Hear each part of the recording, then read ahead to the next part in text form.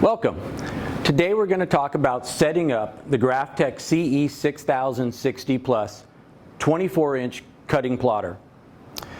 Once you have the stand assembled and the unit on the stand, the next thing we need to do is actually install the knife into the cutting pen. The blue tip of the cutting pen unscrews. So we're going to unscrew the tip, and the tip itself has a little brass holder inside of it. We're going to take the knife, which comes in a little plastic holding case.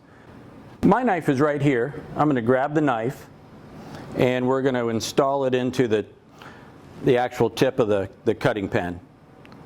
We want to take the sharp side of the knife and insert it into the pen, and it's just going to lay right in there.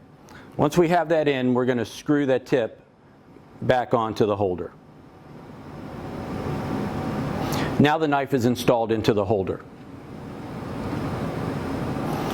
The next thing we want to do is actually look at how the knife extends from the holder and retracts. So the tip of the actual cutting pen can turn, and if we turn it clockwise, it's going to protrude the knife from the tip of the pen, and counterclockwise is going to retract the knife. This is important as we go through the coarse adjustment of the knife as we set it up to cut each individual paper type.